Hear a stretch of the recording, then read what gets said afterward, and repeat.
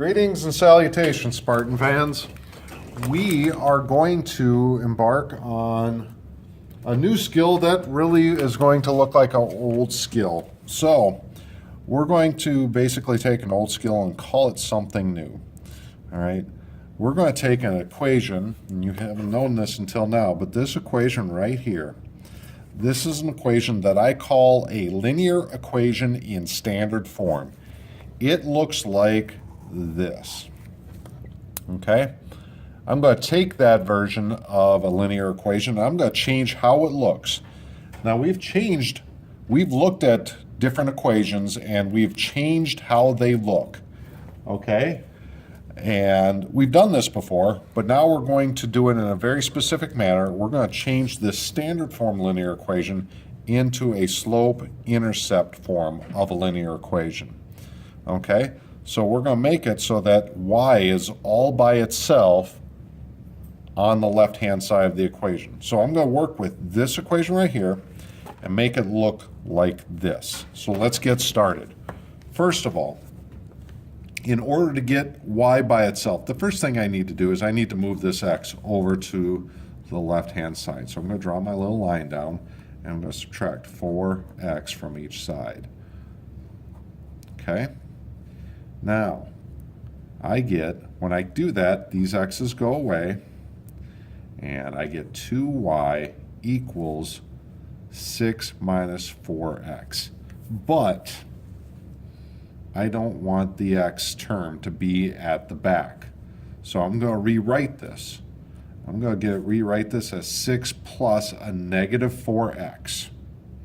Because remember, subtraction is the same as an addition of a negative value. So now I got 6 plus 4x, and because I have an addition sign right here, I can use the commutative property of addition.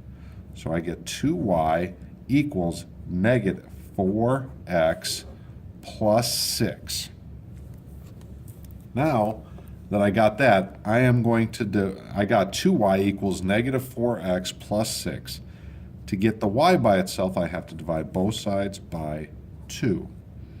And so I get y equals, well, I get negative 4 over 2x plus 6 over 2. And then I simplify. So y equals negative 4 over 2 is negative 2x plus 3. So that's my equation in slope-intercept form. So y equals negative 2x plus 3. So now I am going to pick a few different values for x. I'm going to pick negative 1, I'm going to pick 0, and I'm going to pick positive 1. Okay? And remember, my equation is y equals negative 2x plus 3. And I'm going to simply put negative 1 in there. So y equals negative 2 times negative 1 plus 3. So that equals negative 2 times negative 1 is positive 2 plus 3, which equals 5. Okay, so y equals 5 when x equals negative 1. So my point that I'm going to graph is negative 1, comma 5. When x equals negative 1, y equals 5, and that's the point I'm going to graph. So let's graph that point right now. Negative 1 to the left and 5 up. That's my first point. My second point, I'm going to put 0 in for x. So y equals negative 2 times 0 plus 3. Well, negative 2 times 0 is just 0, so y equals 3. And my point is going to be 0, comma 3. That's my second point, so let's put that in. 0 up 3. And lastly, I got positive 1, so y equals negative 2 times positive 1 plus 3, which equals negative 2, because negative 2 times 1 is just negative 2, plus 3, and negative 2 plus 3 equals 1. So y equals 1 when x equals 1. And there's my third point. So I get 1, comma 1. And now, when I graph, you will see that I get a straight line, just like I would have had I graphed 4x plus 2y equals 6. Now that I've graphed the line, I want to go over why we call this slope-intercept form. This number right here in front of the x is called the slope. And the slope is defined as, so slope, and I give it the letter m. Do I know why we give it the letter m? I don't.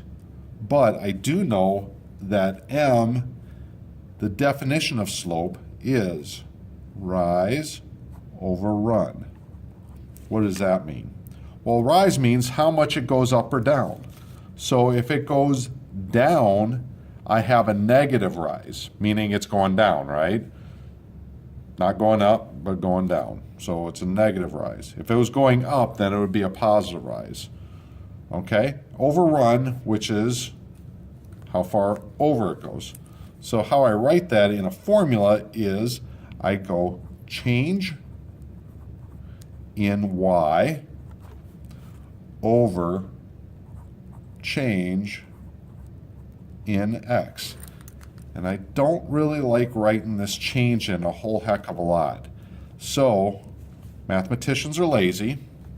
That's the Schultz adage. So I change the change in and I give it the Greek letter delta, which is just a triangle. So change in y over change in x. Okay, so if the change in y over change in x, how do I get the change in y? Well, I take 2 points of y. Let's call this one point 1 and call this one point 2. Okay, so I'll start with the second point, the second y. So y2, and take that and take minus the y1 over, and I want the second x, so x2 minus x1. So this y is this y, this x is this x, right?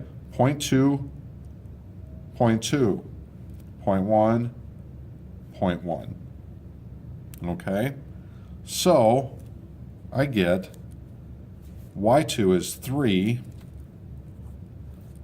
minus y1, which is 5, over x2, which is 0, minus x1, which is negative 1. And remember, when you're subtracting a negative, it's like adding a positive. So 3 minus 5 is negative 2 over 0 plus 1, which is 1. And negative 2 divided by 1 is just negative 2. So you see that number there? It matches this number here. Okay? This second number, I'm going to draw a long arrow here that I want you to draw in your notes as well. I'm going to go down like that. This number is called the y-intercept. Okay? Now, there are two different definitions of the y-intercept. The simple definition is where my line crosses the y-axis. Remember, the y-axis is the vertical axis, right? And my line crosses when y equals 3. Lo and behold, that's my y-intercept, okay? There is a second definition, but I just want us to figure this out for now.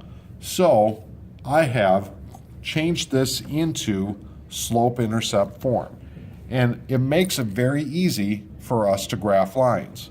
So let's go to our next line. On the back side of the sheet, I got standard form, 3x minus 7y equals 4. So just like before, I'm going to draw my line down. I want to get y by itself. So I have to get rid of the x term. So I'm going to subtract 3x from both sides. So I get negative 7y equals negative 3x plus 4.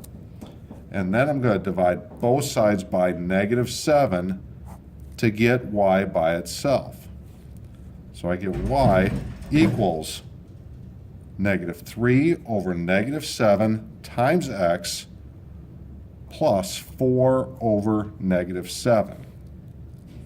And then I want to simplify these fractions. So y equals 3/7 x minus 4/7. So now, let's think about this. First of all, I know this is where my y-intercept is. So -4/7 is negative, but it's not quite -1. It's just more than halfway, so it's right about there. Now, when I look at my line, I go, look at this. My rise is 3, so I go 1, or up 1. So right here, right here, right here, and I go over 7. So from here and over to here is about 7. Here's my second point, and we are going to draw a line. I'm going to draw a dotted line right here because I want to show you something. I know what the dotted line means for now. We're just going to use the dotted line to say, I'm not quite sure about this line yet. But let's put the 3/7 x minus 4/7. I am sure about the equation. I'm going to write that one more time here. 4/7. Okay, so when x equals 0, right, y equals 3/7 times 0 minus 4/7, and then I get y equals -4/7. So when x equals 0, y equals -4/7. Okay, how about when x equals 1? I get y equals 3/7 times 1 minus 4/7, and I get y equals -1/7.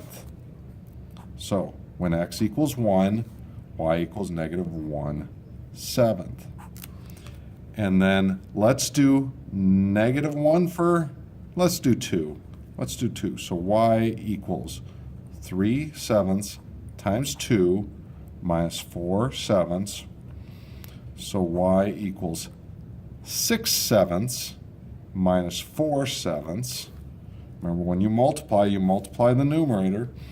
And then 6/7 minus 4/7 is going to get me 2/7. So when x equals 2, y equals 2/7. So now I want to graph this.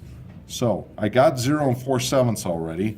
How about 1 and -1/7? That's about right there. That's about as close as I can get to the x-axis without actually touching it. And then up here at 2, it's a little bit higher, but not much. And look at how they're right on that dotted line I make. So I'm going to make that a straight line. And there is my line in standard form, in slope-intercept form, and being graphed. Hopefully that makes sense for y'all.